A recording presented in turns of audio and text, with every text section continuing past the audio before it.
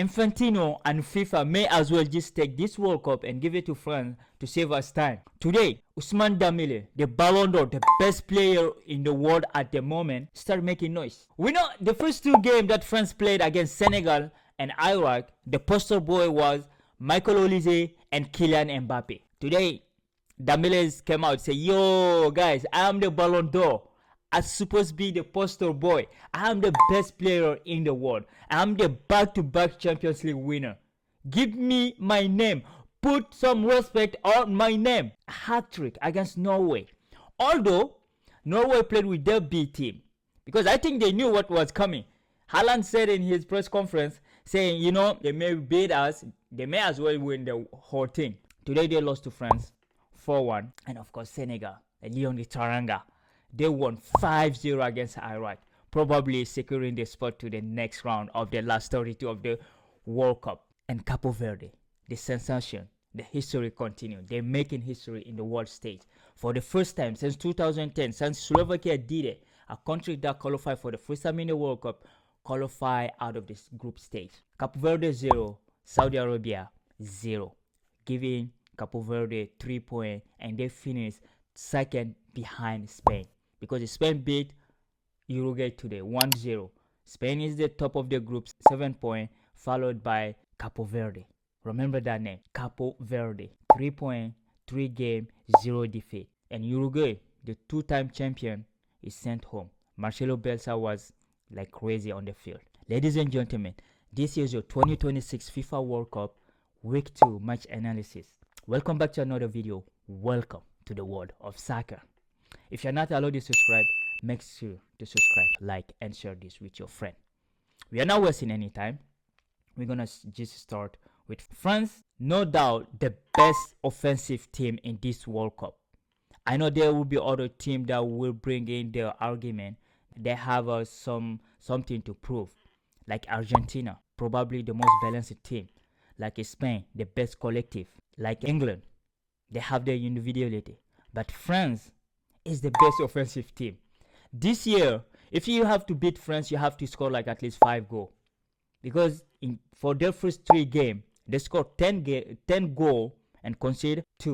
It's +8. 3-2 against 4-1 against Norway, 3-0 against Iraq. They averaging 3 goals every single game. And the first 2 games, we were all talking about Mbappe. And now, Ousmane Dembele has 4 goals, 2 assists. Mbappe had a fantastic game today because he had 2 assists. That first assist, that pass came from somewhere. That's the difference between Kylian Mbappe and Haaland and the other player that they compare to him. He's not only a goal scorer. He can pass, he can dribble, he can be a playmaker. That's the difference between Mbappe and the other. He have an extra palette into his game that the other don't. He can pass the ball. You saw that first pass and that finish, by the way. Dembele, you know, when he was young at Rennes, they were asking him, you are left-footed? He said yes. And said, why do you take the penalty with your right-footed? He said, because I shoot better with my right foot. That's what he did today. A hat-trick, 2 with left foot and 1 with right foot. The second goal was an assist from Kylian Mbappe. He resisted the foul. That was a foul, but he resisted it. And then he carried the defender. He put the ball in. Ousmane Dembele control. Boom. 2-0. And of course, they went to sleep a little bit, right? Because when France scored 2-0, we have a Taylor Assegar. Like, the France was still, like, celebrating. And Norway scored in the 21st minute, 2-1. And then say, yo, like, you guys need to wake up. Upamecano, wake up. Like, Jules Koundé, what you doing? You know? Because France play against our B team, and Norway didn't play their player because they thought, okay, we are not going to beat France. So we are not going to get our player tired because they know they're going to travel somewhere, right? They probably will be playing Ivory Coast, which is going to be interesting. They think they're better than Ivory Coast. They don't know. I'm so proud of African country right now because so far we have 7 out of 10 countries that are qualified directly. And we're going to see how Congo and Algeria, how they're going to do tomorrow. But we're going to talk about Senegal later. Let's finish with France analysis. The third goal coming with, again, Ousmane Dembele. A beautiful goal again. Like, he scored the same goal 3 times, all the same place, same space, like it's the same way to shoot the ball. So this just tell you, to beat this French team, you have to score more than 3 goals in the game, because they may have some difficulty in the midfield. Like, their midfield is not as strong as England or let's say Spain. I don't think Spain or Portugal. But going forward, that team is dangerous. Like, they can beat anybody. They're not scared of anyone. And of course, the fourth goal come from Desiree Doué, his first goal for the national team, and his first ever header goal, making it 4-1. Just bearing the game. It was over. France dominated the game. It wasn't like when I saw the lineup, I just say, yeah, okay, this team is over. Because Norway lost a penalty. Theo Hernandez did a penalty on Oscar Bob. But hey, they transformed it, and Magic Mike stopped the penalty. It was great. It was a great penalty. He's a great penalty stopper. So Magic Mike kept the game to 4-1. France qualified with 9 points. Now they're gonna play Sweden. Yo, I feel bad for Graham Potter and his team, because it's gonna be massacre. Because if you take 5 goals against Netherlands, guess how much you're going to take against France? But it's not there yet. We're gonna see what's gonna happen, right? But overall, it was a great game from France. It was just like kind of friendly. This year France is just going 100%, because even today they didn't do a lot of sub. Didier Deschamps did not come because his dad passed away, I think. May he rest in peace. And by the way, may our prayer and thought are with the Venezuelan, because the earthquake that is taking place there. But overall, it was a great result for France. Upamecano and Jules Koundé didn't have a good game at all. But hey, it is what it is. You won 4-1, but you know, people always try to find something to criticize. But for me, it's a perfect. You won. Some player had a game time. Malo Gusto, Chelsea player, and Bradley Barcola came on. He did the assist for the fourth goal. And of course, we have Jean-Philippe Matata. He played his first minute. Ryan Cherky, he played too. So like, it's overall, when you see this French 11 and then you see the bench, it's kind of scary, right? So like, we're gonna be there. We'll see what they're gonna do next. So that will take us to the second game of the group, because Senegal was playing at the same time. Senegal needed to win at least 3-0 to have a positive balance, positive goal, and they did a 5-0. I mean, the Iraqi took a red card early on in the game, which killed completely the vibe. It's a 13-minute. Sulaka took the red card, is rightfully so. He was the last defender. He holded Sadio Mane, so it was a penalty. So first goal, Habib Diarra, 4 minutes in, Senegal was bossing, but they couldn't score a second goal until the 56th minute with Ismail Sarr, arguably the best player so far. I think he have a 3 goal now, right? And you have a Pape Gueye scoring the 71 minute, a beautiful goal. There will be a contest of the most beautiful goal of this tournament. It was a nice shot. And of course, you have Iliman Ndiaye scoring in the 82nd minute, sealing the victory to 5-0 for Senegal. Overall, I'm just excited that Senegal is going through this, because you know, they are the African champion. They deserve to be there, and they're gonna be there. Probably will be playing England or Croatia and stuff like it. It's crazy. They're gonna be playing England. That will be the remake of the last World Cup, because England was the one who eliminated them in the last 16, and now they're going to play them. The last time they played in England, Senegal won in the friendly game 3-1. But we're gonna see what's gonna happen this time. So overall, Iraqi maybe the worst defense in this competition so far. I think they have a -11. But overall, I'm just happy that Sadio Mane is taking his team again all the way, because it was an important and they had to win. And you have Sek had an assist, and Ismail Sarr had an assist and a goal. And you have Lamine Camara had an assist, and like Jara had his goal, right? I was surprised that to see Sadio Mane didn't have an assist or goal, but he played. His game was perfect, and Senegal will go through. And we know that. That's the sensation today. Is Senegal and Cape Verde secured their ticket, because after the game ended, there was a lot of African teams that already qualified, like Ghana. So like, we now have a 7 country that 7 out of 10, which is good. And Algeria and Congo have a chance to qualify too. Algeria just need to do assist. Congo need to win against Kazakhstan, which I think they can do, right? So that brings us to the sensation, to the history of this World Cup. Cape Verde, the smallest country, the third smallest country to participate in this World Cup. And yeah, they made it.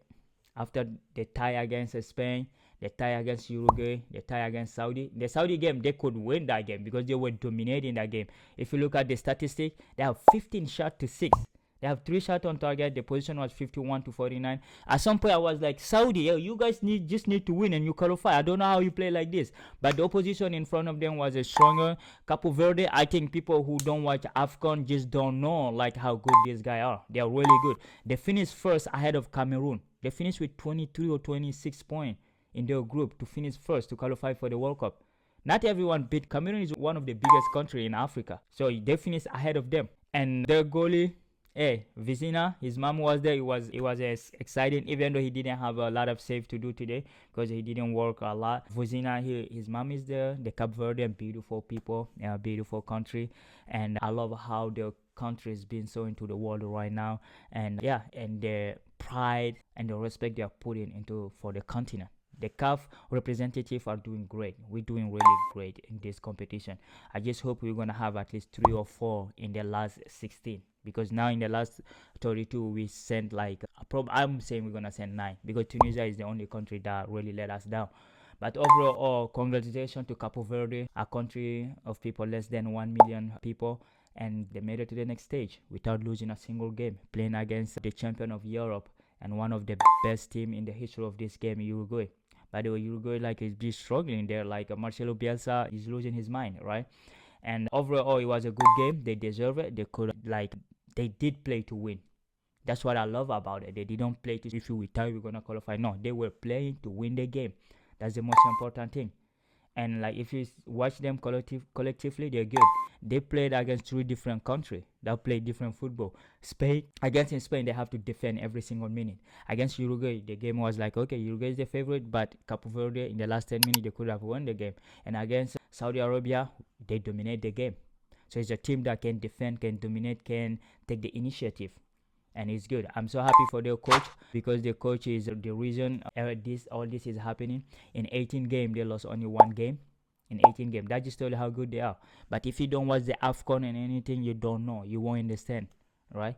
To beat Cape Verde in the AFCON, you have to be a really good team. I think Nigeria is the one who eliminated them in the last AFCON, all right? So it will be interesting to see what they're gonna do against Argentina, because now they're gonna play Argentina, the World Cup title holder. It's gonna be interesting. But if they eliminate Argentina, it will be the biggest surprise in the history of this World Cup. And I'm rooting for them. So let's go Africa. Let's go Cape Verde. We're gonna see you there.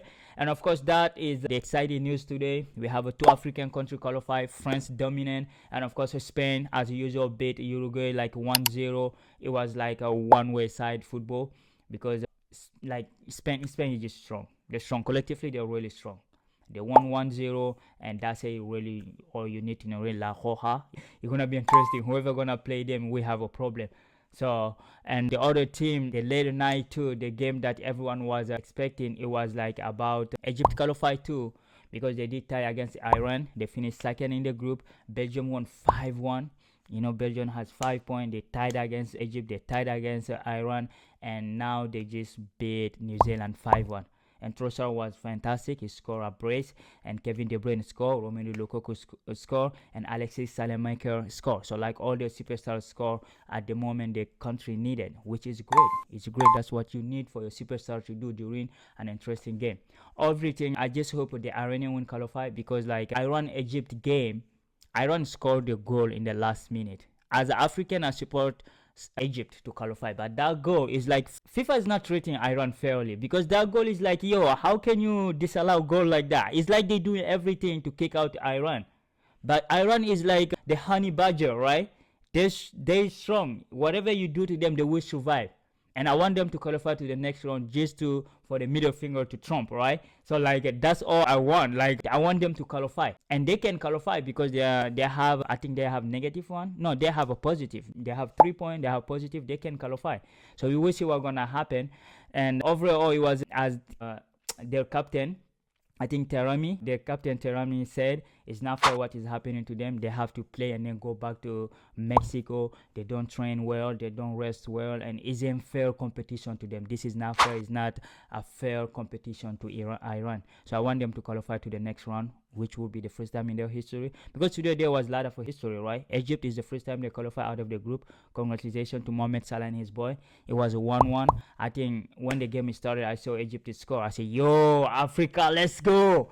And then they conceded a penalty. Teremi missed it, and then the Iranian equalized in the 12th minute. So the game ended 1-1. Both teams gonna qualify, because Belgium finished first, Egypt finished second, Iran is third, and they still can qualify because they're ahead of all those countries. They have 3 points, but you know the goal differences is good too. So we're gonna see what's gonna happen there. Overall, it was a good day in our office. You know, everyone was happy. Only Uruguay, because Uruguay lost, and Marcelo Bielsa took out his captain Federico Valverde. I think there is a rumor that there was a fight in the dressing room.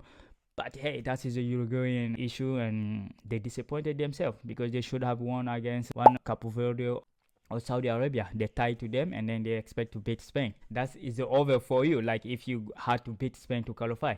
So overall, it was a good day.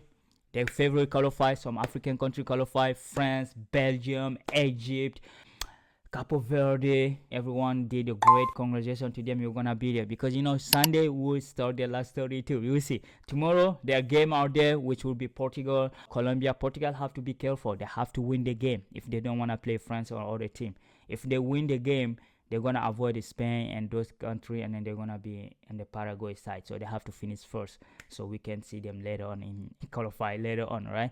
And we're gonna see Congo. You have to do everything in your power to win, and Algeria, you have to do it, bro. Algeria, you have to do against Austria. You tie, you're good. Just tie, bro. Just tie the game, and you're good. Because if you win, you're gonna be playing a tougher team. So don't win, just tie. So overall, it's a good day. We're gonna see what if Lionel Messi gonna score again because Mbappe did not score. Haaland did not play. So we're gonna see if Harry Kane gonna score against Panama too. So every day we're gonna see the Ghanaian play. They already qualified, but they can finish first. You never know, Oga.